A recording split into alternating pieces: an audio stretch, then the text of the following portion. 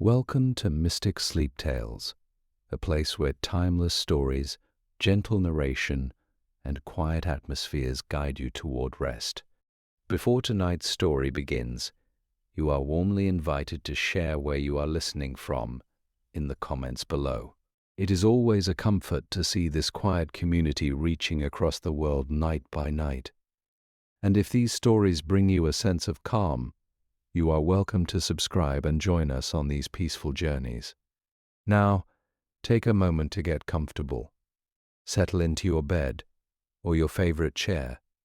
Gently close your eyes, take a slow, deep breath, and allow the day to soften and fade. Let my voice carry you quietly into sleep, to a place where imagination drifts and rest comes naturally. Thomas Blackwood had not spoken to his father in 7 years.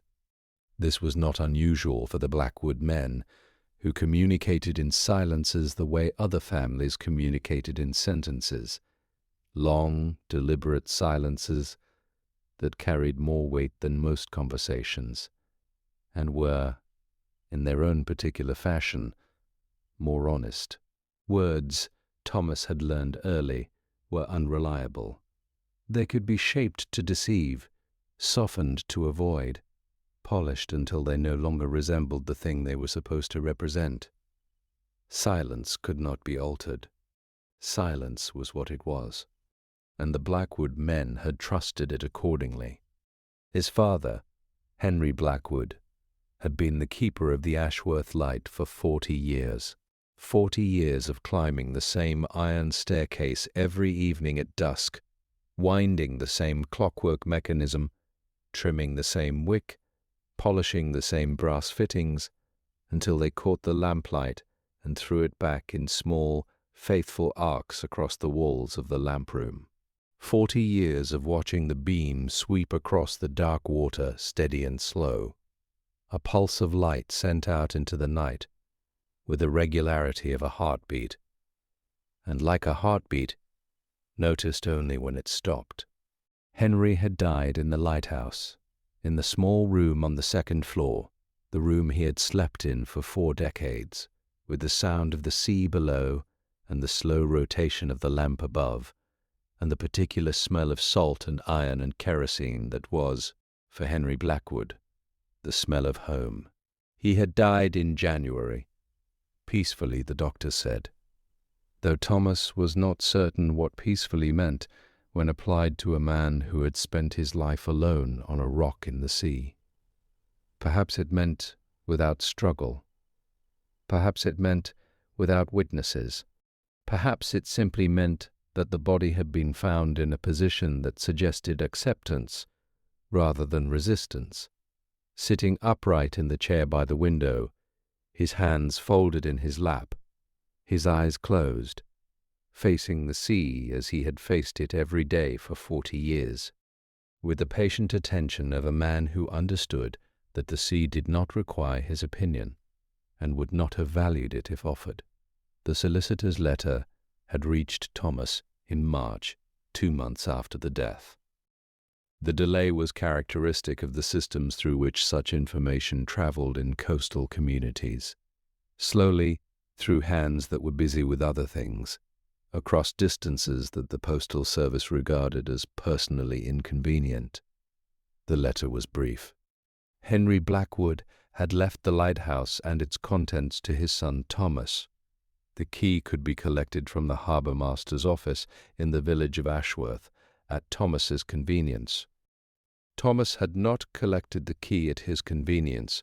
He had collected it in October, 7 months later, on a grey afternoon when the wind was coming from the east and the harbour was empty of boats, and the harbour master, a large weathered man named Cobb, had looked at him with the particular expression of someone who has been holding something for longer than expected and has formed opinions about the delay.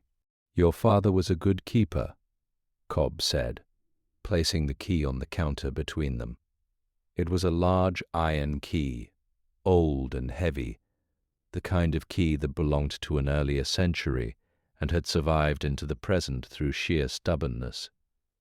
The bow of it was worn smooth by decades of handling, Henry's hand, and before Henry, the hands of the keepers who came before, turning the same key in the same lock, opening the same heavy door at the base of the same tower, day after day, year after year, with the particular devotion of people who understood that some duties do not require enthusiasm, only consistency. He kept that light burning for 40 years, Cobb continued. Never missed a night. Not in storms, not in illness, not once. Thomas picked up the key. It was heavier than he expected. Or perhaps he had not expected it to carry weight beyond the physical, the weight of 40 years of devotion, of nightly climbs, of a man's entire life condensed into the single act of keeping a flame alive in a high place so that others, passing in the dark, might find their way. The lighthouse has been empty since January, Cobb said. The lamp's not been lit. The Trinity House people came and did what they do, checked the structure, secured the mechanism, locked it up. But no one's been living there. Thomas thanked him. He put the key in his coat pocket, where it sat heavily against his hip, as he walked out of the Harbour office and along the stone quay toward the coastal path that led, after a mile of increasingly narrow and wind-swept track, to the Ashworth Light.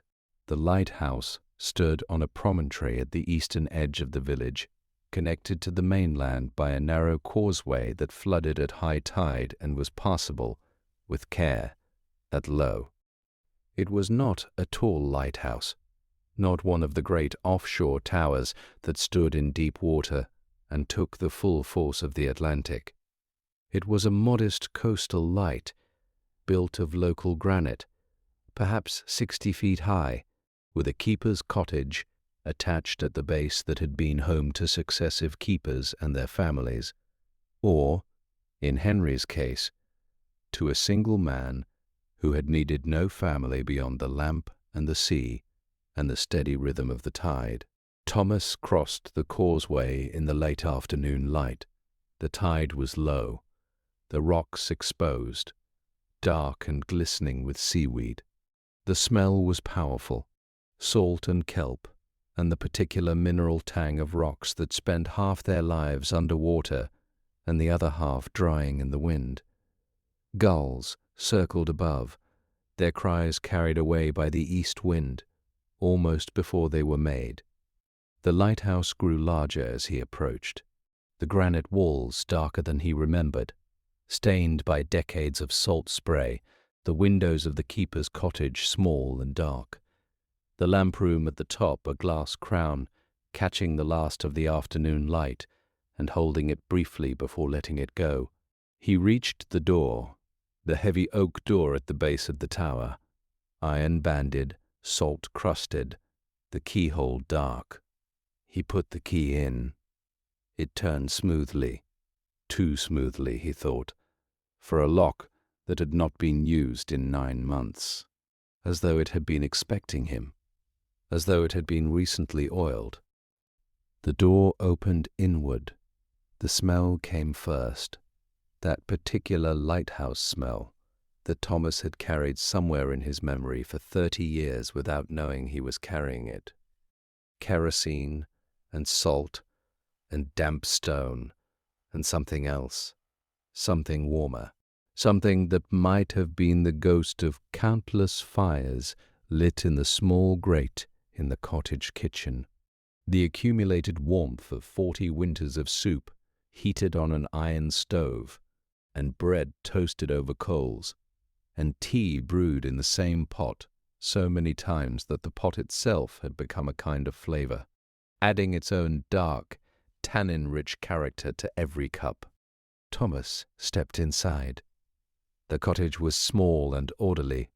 Henry Blackwood had been a man who kept things in their places, not from any particular love of tidiness, but from the practical understanding that, in a lighthouse, where space was limited, and the consequences of disorder could be significant. Everything needed to be where you expected it to be, especially in the dark, especially in a storm, especially at 3 in the morning when the lamp needed attention, and there was no time to search for the oil can, or the trimming scissors, or the spare wick that should be on the 3rd shelf to the left of the door, and had better be there when you reached for it. The kitchen was at the base of the tower, a stone floor, a small iron range, a wooden table with 2 chairs. 2, Thomas noticed, though his father had lived alone for 40 years. The walls were whitewashed, the ceiling low, the window looking out toward the mainland and the village beyond. On the table, a cup and saucer, clean, placed as though expecting to be used. Beside the range, a kettle, also clean, also waiting. Thomas set down his bag. He did not immediately explore the rest of the cottage. Instead, he stood in the kitchen and listened. The lighthouse had its own sound. Not silence, not exactly, but a particular quality of contained noise. The wind outside, muffled by 3 feet of granite, the sea below, a constant low murmur that rose and fell with the rhythm of the swell, not crashing, not dramatic, simply present, the way breathing is present, noticed only when you listen for it. And above everything, very faintly, the sound of the lamp room, the glass panes expanding and contracting with the temperature, the metal fittings of the mechanism settling into their resting positions, the particular high, thin whistle of wind finding its way through the ventilation slots at the top of the tower. Thomas had grown up with these sounds. He had lived here until he was 18, in this cottage, in this lighthouse, with this father who communicated in silences and kept a light burning through the dark. He had left because young men leave, because the world beyond the causeway had seemed larger and more interesting than the world within it. He had gone to Plymouth, then to Bristol, then to London, each city bigger and louder than the last, each one further from the sound of the sea and the slow pulse of the lamp. He had not come back, not in 18 years, not even when his mother died. She had died before his father, 12 years ago, in her sister's house in the village, having moved off the Lighthouse rock 5 years before that, when the damp had settled in her chest and the doctor had said she needed warmer, drier air. Thomas had attended the funeral. He had stood in the churchyard in the rain and watched the coffin lowered and shaken hands with people he no longer recognized, and left the same afternoon, taking the train back to London without visiting the lighthouse, without seeing his father, without crossing the causeway. He had his reasons, or he had told himself he had his reasons. Standing now in the kitchen of the lighthouse cottage, with the key still in his pocket and the smell of kerosene and salt in his lungs, the reasons felt less substantial than they once had. They felt like things made of words, shaped to justify, softened to excuse, and words, as the Blackwood men knew, were unreliable. He climbed the stairs. The iron staircase spiraled upward through the center of the tower, the steps narrow and worn, the handrail smooth from decades of hands. His father's hand, primarily. Henry's palm on this rail every evening, climbing to the lamp, and every morning descending from it. The staircase remembered the shape of his grip. Thomas could feel the indentations, subtle, worn into the metal over 40 years of nightly ascent. The second floor was the bedroom. Small, round. The interior of a lighthouse is always round, which gives the rooms a particular quality, a sense of containment without corners, of space that curves back on itself and has no sharp edges. A bed, neatly made. A wardrobe, closed. A chair by the window. the chair in which Henry had died, Thomas presumed, though no one had told him and he had not asked. The window faced east, toward the open sea, and the light coming through it was the grey-blue of a late October afternoon, thin and honest, the kind of light that does not flatter, but does not deceive. On the small table beside the chair, a lamp, not the great lamp above, but a reading lamp, brass, with a glass chimney smoked slightly from use, and beside the lamp, a book, open, face down, at a page that would never be finished. Thomas did not touch the book. He did not sit in the chair. He stood in the doorway and looked at the room, and felt the particular weight of a space that has been vacated by the person who gave it meaning. The bed was made. The room was clean. Everything was in its place. But the place was empty in the way that a word is empty when it is spoken by someone who does not mean it, technically present, functionally absent. He continued up. The third floor was the service room, the room where the mechanism lived, the clockwork that drove the rotation of the lamp, brass gears and weights and chains, all still, all silent, all waiting to be wound. The Trinity House men had secured it properly. The weights were locked, the gears disengaged, everything in its resting state. Thomas knew this machinery. He had helped his father maintain it as a boy. He had wound the weights and polished the gears and learned the particular language of clockwork, which is a language of patience and precision, and the understanding that every small part matters, because the whole depends on each part doing exactly what it is supposed to do, exactly when it is supposed to do it. He reached the lamp room, the top of the tower, a circular room made almost entirely of glass, thick, prismatic glass, set in an iron frame, designed to take the light of a single flame and multiply it, focus it, send it out across the water in a beam visible for 15 miles. The lens was a Fresnel lens, concentric rings of glass that caught light and bent it, a piece of optical engineering that Thomas had always found beautiful in its purpose. Every surface calculated, every angle precise, every ring contributing to the single goal of making a small light visible from a great distance. The lamp room was cold. The lamp was not lit. The wick was trimmed and ready, the oil reservoir full. The Trinity House men had seen to that. But the flame was absent, and without the flame, the room was simply a glass box at the top of a stone tower, cold and bright and purposeless. Thomas stood at the center of the lamp room and looked out. The sea stretched to the horizon in every direction, except west, where the causeway connected the rock to the mainland and the village of Ashworth, huddled in the lee of the cliffs. The water was grey, flecked with white where the wind caught the tops of the swells. Far out, a fishing boat moved slowly southward, its sail a small dark triangle against the grey. He looked down at the base of the lamp, and that was when he noticed the drawer. It was built into the pedestal of the lamp mechanism, a small brass drawer with a handle worn smooth by decades of use. Thomas had never noticed it before. As a boy, he had been in this room hundreds of times, but the drawer was positioned low, almost at floor level, and it was the same color as the surrounding metalwork. And children, even observant children, do not always see the things that are designed not to be seen. He crouched down and pulled the handle.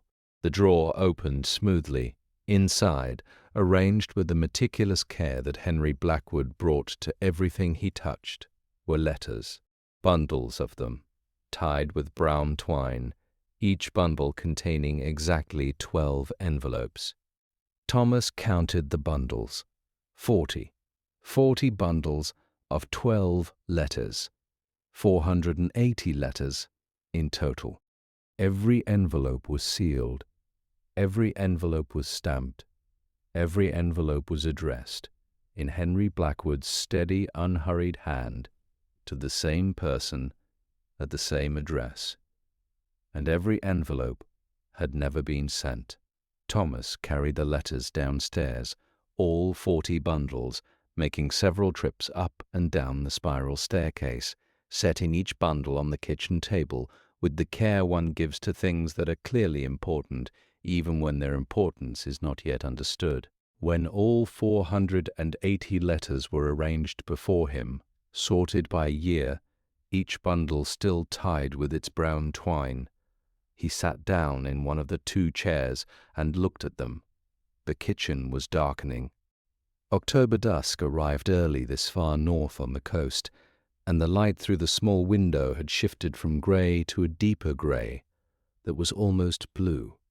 Thomas lit the lamp, the kitchen lamp, not the great lamp above, and in its warm yellow circle the letters looked very white and very orderly, a small army of unsent communications standing in their neat rows, waiting to be read or explained or simply acknowledged. He picked up the first bundle. The twine was old, but still strong. He untied it carefully. The 12 envelopes inside were dated, each one bearing a month and a year in the upper right corner, in Henry's hand.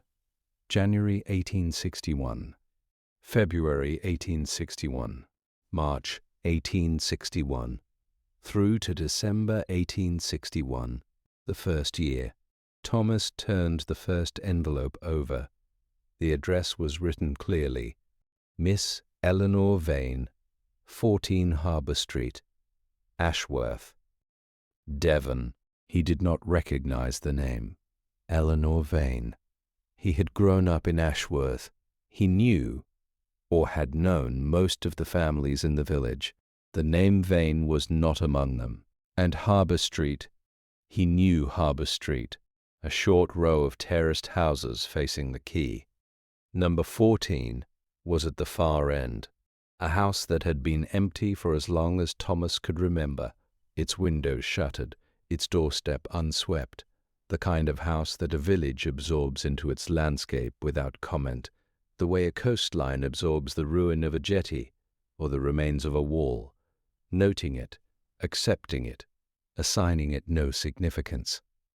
He opened the first letter.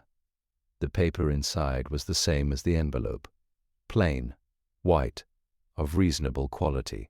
Henry's handwriting filled the page in even lines, without margins, the letters small and precise, the hand of a man who had a great deal to say and limited paper on which to say it. January the 14th, 1861. Dear Eleanor, I am writing this on my first evening in the Lighthouse. The lamp is lit. I have lit it myself for the first time, and the feeling is more significant than I expected. One does not simply light a lamp. One accepts a responsibility. The beam is turning now, sweeping the water. And I am sitting in the kitchen below, which is small and cold and smells of the keeper before me, a man named Aldridge, who left no personal effects and no particular warmth in the walls, but who kept the light burning for 23 years, which is its own form of warmth, I suppose. If you understand warmth broadly, Thomas read slowly. His father's voice was in the words, that careful, considered voice that Thomas remembered from childhood, the voice that spoke rarely and meant precisely what it said. I have been thinking about what you said on the quay this afternoon, that I would be lonely. I have considered this possibility, and I believe you are wrong, though I understand why you believe it. You are measuring loneliness by the standard of absence, the absence of people, of conversation, of the particular noise that human company creates. By that measure, yes, I will be lonely. But there are other measures. The lamp is company, the sea is company, the work is company, And you, Eleanor, are company, even at a distance, even in silence. Perhaps especially in silence. I have always found that the people I am closest to are the ones I can be silent with. I have been silent with you many times and have never once felt alone. Thomas set the letter down. He sat very still for a moment. The kitchen was quiet around him. The sea murmured beneath the floor. The lamp flickered once, then steadied. He opened the second letter. February 1861. February the 2nd. Dear Eleanor, the storms this month have been extraordinary. 3 days last week when the wind was strong enough to make the tower sway. I do not exaggerate. The top of the tower moves in high wind, a slow, barely perceptible oscillation that you feel in the soles of your feet rather than see with your eyes. During those 3 days I did not sleep. Not from fear. I have no fear of the Lighthouse. It has stood for 90 years and will stand for 90 more, but from the particular alertness that storms create, the sense that the world is doing something important, and it would be discourteous to close your eyes. I thought of you during the storm, not with worry. You are not a woman who requires worrying about, but with the particular clarity that storms bring to thinking. When everything external is chaos, the internal things become very still. I thought about the afternoon on the cliff path, when we watched the gannets diving. Do you remember? You said their certainty was beautiful, the way they folded their wings and fell without hesitation, trusting that the sea would receive them. I have thought about that many times since. Trust expressed as action. Faith as a verb rather than a noun. The storm ended on Thursday. Friday morning the sea was flat and grey and exhausted, the way one is exhausted after an argument that was necessary, but draining. I cleaned the salt from the windows. I polished the lens. I wound the mechanism and checked the oil and did all the things a keeper does in the aftermath of weather. And then I sat in the lamp room and looked out at the calm water and felt the particular peace that follows endurance, the knowledge that one has been tested and has not failed, not through strength, but through the simple decision to remain. March, April, May, each one a monthly dispatch from the Lighthouse, written with the same care, the same measured voice, the same intimate tone of a man writing to someone he knows deeply and trusts completely. Henry wrote about the weather, the sea, the behavior of the lamp, the movements of ships observed from the tower. But between these practical observations, he wrote about other things, memories, thoughts, questions he turned over in the long, quiet hours of the night watch. June the 10th, 1861. Dear Eleanor, the longest days are here. The lamp is lit late and extinguished early, and the hours between are the shortest of the year. I find I miss the long winter nights when the lamp burns from 4 in the afternoon until 8 in the morning, and the world outside is nothing but dark water and the slow sweep of the beam. In those hours I write to you most easily. The darkness simplifies things. It removes the distractions of the visible world and leaves only the essential, the lamp, the sea, the sound of the wind, and the particular quality of attention that comes from having no one to speak to, except the person one is writing to. I have been thinking about your question, whether the light is for the ships or for the keeper. I have thought about it all month, and I believe the answer is both. The ships need the light to find their way, but the keeper needs the light too, not for navigation, but for purpose. A lighthouse without a flame is merely a tower. A keeper without a lamp is merely a man sitting alone in the dark. The light makes us both what we are. It is the relationship that creates the meaning. The light needs someone to tend it, and the tender needs something to tend. Thomas read through the first year and into the second. The letters continued, 1 per month, 12 per year, never missing, never late, the same brown twine bundles, the same white envelopes, the same steady hand. Henry's voice deepened as the years advanced. The early letters had the slightly formal tone of a man learning to express himself on paper. By the third and fourth year, the formality had softened into something more natural, more intimate, as though Henry had found his rhythm, had discovered the particular pace at which his thoughts translated best into written words. In the fifth year, Henry wrote about marriage. March the 12th, 1866. Dear Eleanor, I married Mary Fenwick last Saturday. You would like her, I think. She is practical and warm, and she does not require me to be anything other than what I am, which is a form of generosity I did not know I needed until I received it. She has moved into the cottage. The kitchen smells different now. Bread and soap and something floral that I believe is lavender. She brought curtains for the bedroom window, which I had never thought to cover, and the room is different with them, softer, more enclosed, more like a room someone intends to stay in rather than merely occupy. I am not writing to you less. I want you to know this, though I cannot explain why it seems important. Mary is my wife, and I will love her in the way that husbands love wives, with dailiness, with the steady accumulation of shared mornings and shared meals and the shared silence of two people sitting in the same room, reading different books. But these letters are a different kind of conversation.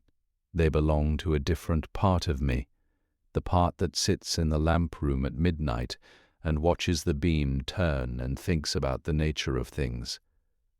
Mary fills the rooms of the house. You, Eleanor, fill the rooms of the lighthouse. Both are necessary. Both are true. Thomas read this letter and felt something he had not expected, not jealousy, not anger, but a quiet recognition. His father had been capable of love, multiple forms of love, held simultaneously, each one genuine, each one expressed in its own particular way.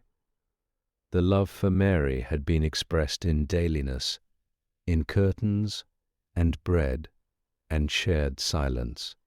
The love for Eleanor had been expressed in letters, in monthly dispatches from the lamp room, in the faithful maintenance of a conversation that had no other participant, in the stubborn refusal to let a connection dissolve simply because the other person was no longer present. And the love for Thomas? Thomas thought about this as he turned the pages. Where had that love been expressed? He found it in the margins. Not in letters addressed to him, there were none, but in the letters to Eleanor, where Thomas appeared the way weather appeared, the way the sea appeared, as a constant presence observed with attention and recorded with care. November the 19th, 1864. Dear Eleanor, Thomas is 3 years old today. He climbed the staircase for the first time on his own this afternoon. All 67 steps, one at a time, gripping the rail with both hands. His small face set with a determination that I recognized, because it is the same expression I see in the mirror when the weather is bad and the lamp needs tending, and every reasonable part of me would prefer to remain in bed. He reached the lamp room and stood in the center and looked at the lens with an expression I can only describe as recognition, as though he had always known this thing was here and was simply confirming its existence. Mary says, I am reading too much into the behavior of a 3-year-old. She is probably right. But I am a man who reads things. Weather, water, light. And I read my son the same way. He understood the lamp room. I am certain of it. Thomas stopped reading. He set the letter down very carefully, the way one sets down something fragile. His hands were not trembling.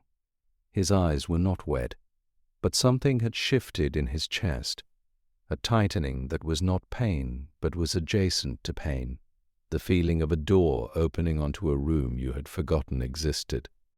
His father had written about him, had watched him climb the stairs, had seen recognition in the face of a 3-year-old, and had written it down in a letter to a woman named Eleanor Vane, and had tied the letter in a bundle with 11 others, and placed it in a drawer at the top of the lighthouse, and never sent it. Thomas stood up. He went to the door of the cottage and opened it, and stepped outside. The night had come fully now. The causeway was submerged. The tide had risen while he was reading, and the lighthouse stood isolated on its rock, surrounded by dark water that moved and glinted in the starlight. Above him the lamp room was dark. The great lamp was not lit. The tower rose into the night sky like a column of absence, a darkness within the darkness, marking the place where light should be, but was not. He stood in the cold October air and breathed. The wind had dropped. The sea was calmer now, a long, slow swell that rose and fell against the rocks with a sound that was almost gentle, almost like breathing.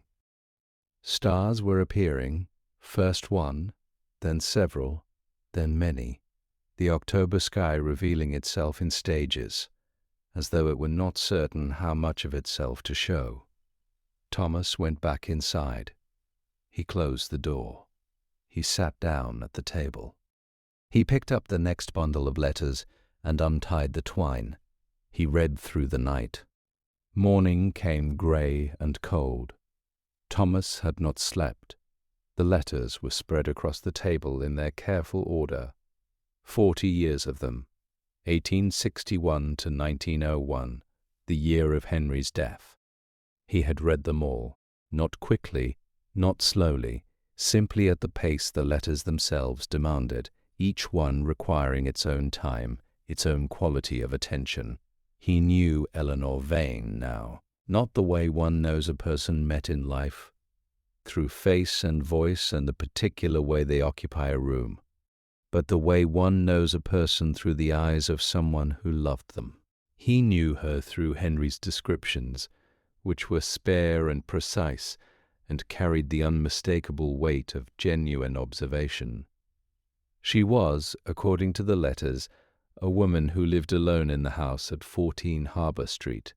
She liked to walk the cliff path in the early morning. She read extensively. Henry mentioned books she had recommended, though the recommendations seemed to travel in one direction only, since the letters were never sent and therefore never answered. She had opinions about birds, about weather, about the behavior of the sea in different seasons. She had told Henry, on an afternoon that appeared in the letters with the vividness of a scene revisited many times, that the certainty of gannets was beautiful.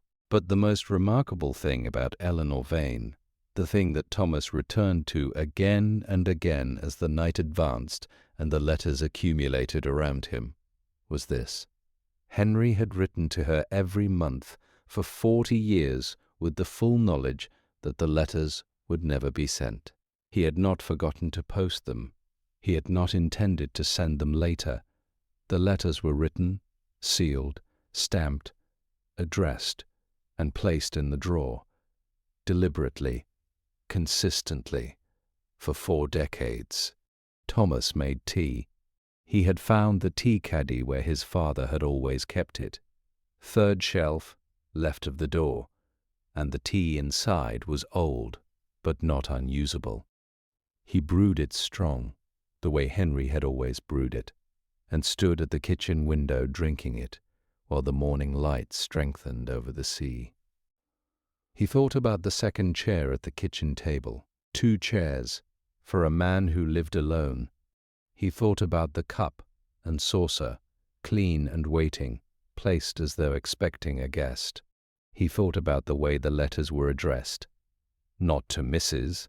or to any title that might indicate a formal relationship, simply to Miss Eleanor Vane, the name of a woman Henry had known before he came to the Lighthouse, before he married Mary, before Thomas was born. In the 20th year of letters, 1881, Henry had written, December the 1st, Dear Eleanor, Mary asked me today whether I ever feel lonely in the Lighthouse. I told her no, which is true, and which satisfied her, because Mary is a woman who trusts my answers even when she suspects they are incomplete. The complete answer, which I did not give, is that I am never lonely, because I write to you. This is not a betrayal of Mary. Mary knows that I am a man who keeps things, keeps the light, keeps the mechanism, keeps the logbook, keeps the traditions of the service. She does not know that I also keep a conversation, but I believe she would understand, if she did. Mary understands keeping. She has kept this family functioning for 20 years in a lighthouse on a rock in the sea, which requires a form of devotion that I do not always adequately acknowledge. I keep the light. Mary keeps everything else. And I keep these letters, which are, in their own way, a light of a different kind, not for ships, but for the part of myself that needs to speak to someone who will not answer, who cannot answer, who exists in these pages as a presence that asks nothing and receives everything. Thomas set the cup down on the window ledge. He looked out at the grey morning sea. He thought about his father, not the father he had constructed over 18 years of distance, the silent, stubborn, unreachable man who had chosen a lighthouse over a family, but the father who emerged from these letters, the man who wrote 480 letters to a woman he could not send them to, who kept a second chair at his table and a clean cup on his shelf, who watched his son climb 67 steps and saw recognition in the face of a 3-year-old, and wrote it down so that it would not be lost. He thought, I did not know this man at all. He thought, or I knew him exactly, and I chose not to look. After breakfast, bread from his bag, the last of the cheese he had brought from the village, Thomas walked down the causeway. The tide was low, the rocks exposed, the seaweed drying in the thin morning sun. He walked to the village. It took 20 minutes along the coastal path, the lighthouse shrinking behind him, the village growing ahead, the stone rooftops appearing one by one over the crest of the hill. He went to Harbour Street. Number 14 was, as he remembered it, shuttered, unswept. The paint on the door faded to a colour that might once have been blue, but was now the grey of things that have been exposed to salt air for too long. The house was not derelict. The walls were sound, the roof intact. It was simply unoccupied, in the thorough, settled way of a house that has been unoccupied for a very long time and has made its peace with the condition. Thomas stood before the door. He did not knock. There was no one to answer. He looked at the windows, the shutters, the small front garden that had been paved with stone and held nothing except a single iron boot scraper and a pot that might once have contained a plant. He walked to the village post office, which also served as the general store, and, on most mornings, as the primary venue for the exchange of local information. The woman behind the counter was Mrs. Hartley, a name Thomas recognized, though the woman herself had aged considerably since he had last seen her. I'm looking for information about someone who lived at 14 Harbour Street, Thomas said.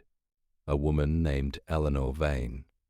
Mrs. Hartley regarded him with the careful attention of a woman who had lived in a small village for a very long time and had learned that questions about absent residents were rarely casual. Vane, she repeated. That house has been empty since before I can remember, 40 years or more. Do you know who lived there before? Mrs. Hartley considered this. She set down the jar she had been pricing and gave the question the full weight of her attention. My mother might have known. She used to say there was a woman there years ago, before Henry, your father, came to the Lighthouse. A young woman, lived alone, kept to herself, walked the cliff path in all weathers. My mother said you could set your clock by her, 7 o'clock every morning, rain or shine, walking the path from the village to the headland and back. She had a way of looking at the sea, my mother said, as though she were reading it.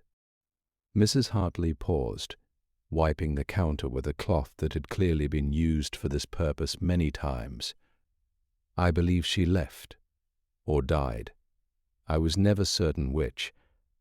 My mother spoke of her the way people speak of someone who was present and then was not, without explanation, without ceremony, as though she had simply stopped being there one day, the way the tide goes out.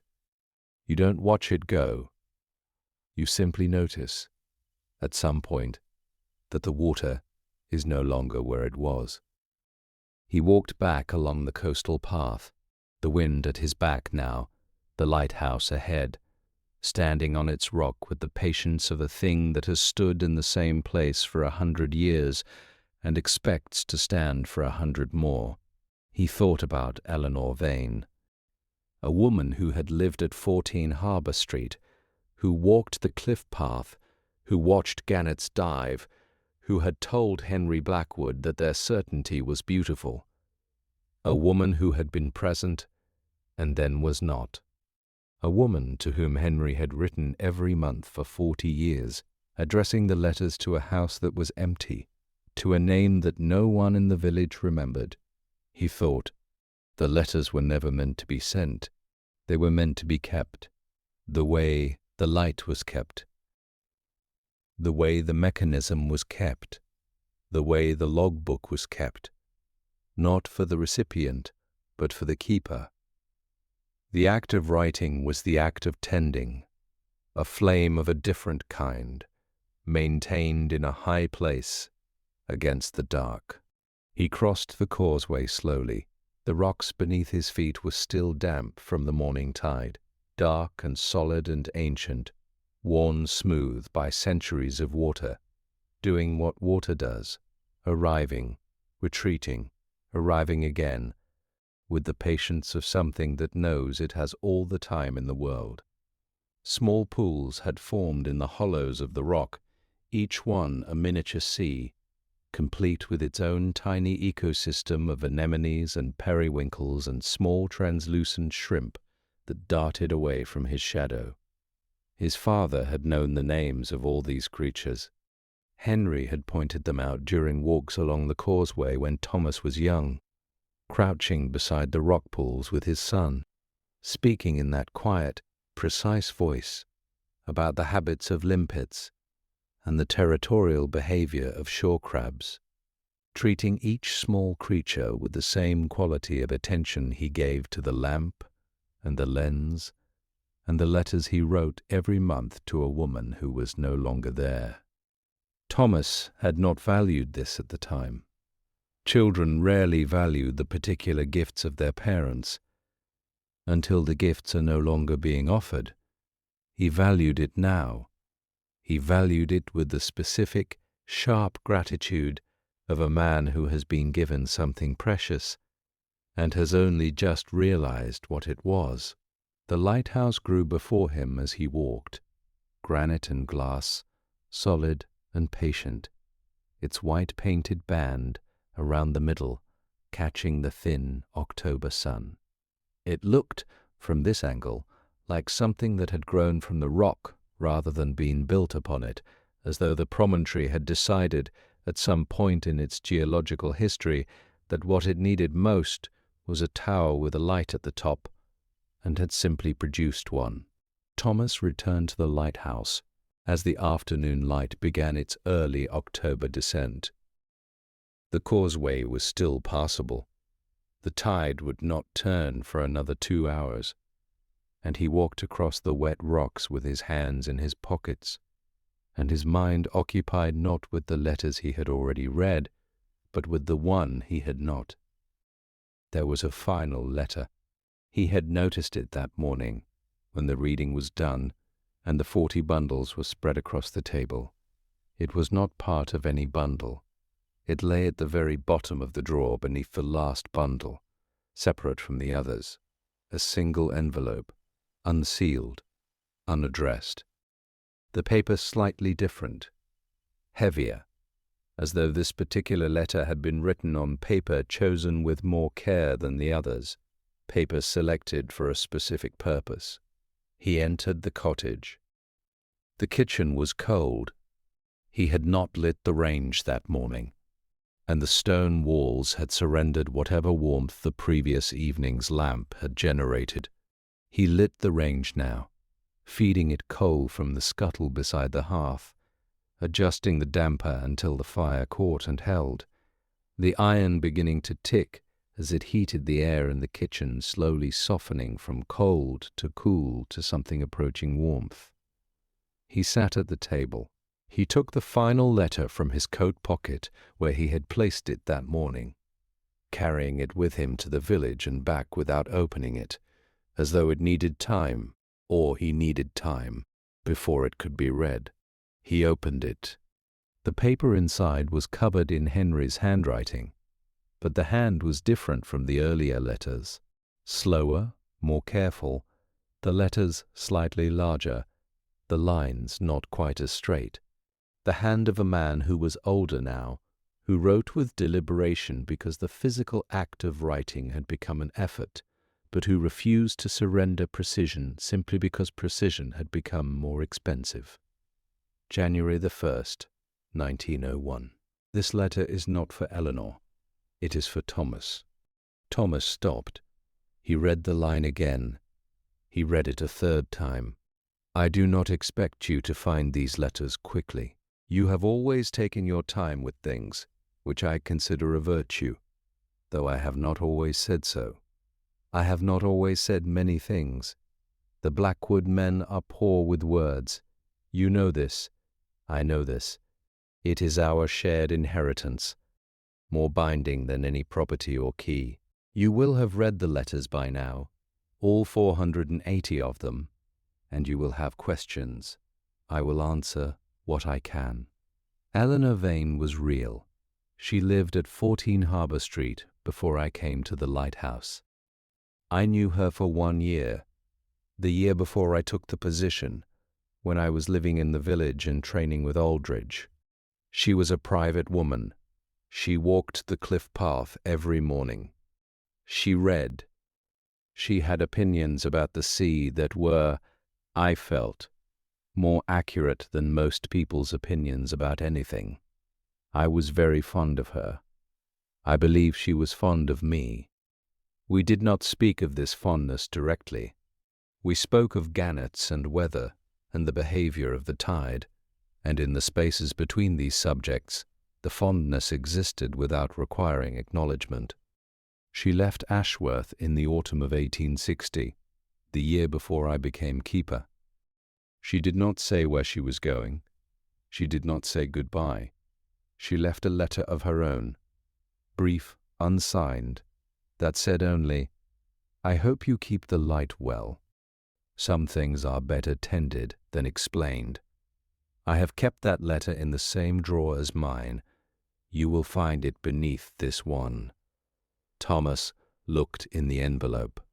There was a second piece of paper inside, smaller, older, the ink faded to brown, the paper soft with age. A woman's handwriting, different from Henry's, rounder, more fluid, but carrying its own form of precision. A single line. I hope you keep the light well. Some things are better tended than explained. Thomas held the two pieces of paper, Henry's letter and Eleanor's note, one in each hand, and he felt the weight of 40 years of unsent correspondence settle into a shape he could finally understand. Henry had not been writing to a ghost. He had not been writing to a memory. He had been tending a conversation the way he tended the lamp, faithfully, nightly, without expectation of response, because the act of tending was itself the purpose. The light did not need the ships to justify its burning. It burned because that was what it was for, and the letters existed because writing them was what Henry was for, or part of what he was for, alongside the lamp and the mechanism and the logbook and the quiet, devoted maintenance of things that mattered. He read the rest of Henry's final letter. I have kept the light for 40 years. I have kept these letters for the same 40 years. Both were forms of the same thing, attention paid to something that mattered, sustained over time, without the expectation that anyone would notice or care. You will think this is lonely. It was not. Loneliness is the absence of connection. I was connected to the light, to the sea, to the letters, to you, though you did not know it, to your mother who understood more than she said, and to Eleanor, who understood everything and said almost nothing. Which is why I could write to her for 40 years without receiving a single reply, and never once feel that the conversation had ended. I do not ask you to understand this. I ask only that you keep the letters. They are the logbook of a different kind of light. The light one person holds for another across distance and silence and time. They do not need to be sent to be real. They only need to be written. They only need to exist. I have not always been a good father. I have been, I believe, a good keeper. Perhaps these are not as different as I once thought. Both require showing up. Both require patience. Both require the willingness to tend something through the dark hours when no one is watching, and the only reward is the knowledge that the thing you are tending is still there in the morning. Light the lamp, Thomas, not because the ships need it. They have other lights now, better lights, lights that do not require a man to climb 67 steps every evening at dusk. Light it, because the lamp needs to be lit, because some things are better tended than explained, because your father kept this light for 40 years, and the least you can do is keep it for one night. I hope you are well. The work continues. Thomas folded the letter. He folded Eleanor's note. He placed them both in his breast pocket, against his chest, where the paper was warm and the words were close. He stood up. He looked at the kitchen, the range warming, the lamp lit, the 2 chairs at the table, the letters spread across the surface in their 40 years of careful order. He looked at the cup and saucer on the shelf, clean and waiting. He looked at the window, showing the last of the October light draining from the sky, the sea darkening, the first stars appearing at the edges of the glass. He climbed the stairs, 67 steps. He counted them as he climbed, the way he had counted them at 3 years old, both hands on the rail, his feet finding the worn places in the iron treads, where Henry's feet had found them every evening for 40 years. The staircase spiraled upward through the darkening tower, each floor a little colder, a little more exposed to the wind, until he reached the lamp room.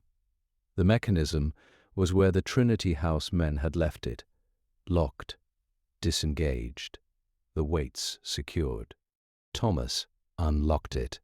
He had not done this in 18 years, but his hands remembered, the way hands remember everything they have been taught with patience, the particular turn of a key, the precise amount of tension on a chain, the exact number of rotations required to raise the weight to its full height.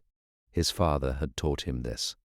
His father's hands had guided his hands, wrapping around them, showing them the pressure and the angle and the rhythm. And his hands had kept the knowledge for 18 years without being asked to use it. He wound the mechanism. The weights rose smoothly. He engaged the gears. The clockwork began to turn, slowly, steadily, with the particular sound of a well-maintained mechanism resuming its function after a rest. Not rusty, not reluctant, simply picking up where it had left off, as though 9 months of silence were merely a pause between sentences. He trimmed the wick, he filled the reservoir, he lit the lamp. The flame caught, small at first, blue and hesitant, then growing, finding its strength, turning from blue to yellow to that particular warm white that only a properly trimmed oil lamp produces, a clean, steady, unhesitating light. The Fresnel lens caught it and bent it and multiplied it and sent it out through the glass in a wide, slow-turning beam that swept across the dark water like a hand reaching out, like a voice calling, like a letter written to someone who might never read it, but who would know, somehow, that it had been written. Thomas stood in the lamp room and watched the beam turn. The sea below was dark. The village behind was dark. The sky above was full of stars. And the light turned steady and faithful, and exactly what it was supposed to be, maintained by a man who had climbed 67 steps because his father had asked him to, because some things are better tended than explained, because the work continues. He stayed in the lamp room for a long time, not because the lamp required his presence. The mechanism was wound, the oil was sufficient, the wick was trimmed, the lamp would burn through the night without assistance. He stayed because the room asked him to stay, because the light on his face felt like something he had been missing, without knowing he was missing it, because the sound of the mechanism, the slow, precise tick of the gears, the faint whisper of the rotating lens, was the sound he had grown up with, the sound that had been the background of his first 18 years, the sound he had walked away from and spent 18 more years not hearing, and hearing it now was like hearing a voice he had forgotten, a voice that had been speaking all along, patiently, without complaint, waiting for him to come back and listen. He went downstairs eventually. He made tea. He sat in one of the 2 chairs at the kitchen table and drank it slowly, the way his father had always drunk tea, with attention, without haste. The letters were still spread across the table. 480 conversations each, one complete in itself, each one part of a longer conversation that had lasted 40 years and was, Thomas understood now, still going. He took a blank piece of paper from the drawer beside the range. He found a pen, Henry's pen, a simple dip pen with a steel nib, the kind that required ink and attention, and the particular patience of the man willing to write slowly. He found the ink, a small bottle, half full, the same ink Henry had used for 40 years. He dipped the pen. He wrote, October the 27th, 1901. Dear Father, I have read the letters, all of them. I have lit the lamp. I understand now what you meant about keeping. I understand now that the Blackwood men are not poor with words. They are careful with them. They save them for the things that matter, and they put them where they will be found when the time is right. He paused. He looked at the lamp burning on the table, and he listened to the mechanism turning above, and he felt the lighthouse around him, stone and iron and glass, built to withstand the sea and the wind and the years, built to hold a light in a high place through the dark. He wrote one more line. The work continues. And I am well. He folded the letter. He did not seal it. He placed it on the table beside his father's letters. Then he finished his tea and went to bed, to the small room on the second floor, to the bed his father had slept in, to the chair by the window where his father had died, facing the sea, facing the direction from which the morning would come. He slept. Above him, the lamp turned. Below him, the sea breathed. The lighthouse held its warmth against the October night. Stone and salt and kerosene and the accumulated patience of 100 years of keeping, of tending, of maintaining a small light in a high place, so that something, ships or souls or simply the darkness itself, might know that someone was here, someone was watching, someone had climbed the stairs and lit the flame and would do so again tomorrow, and the night after, and the night after that.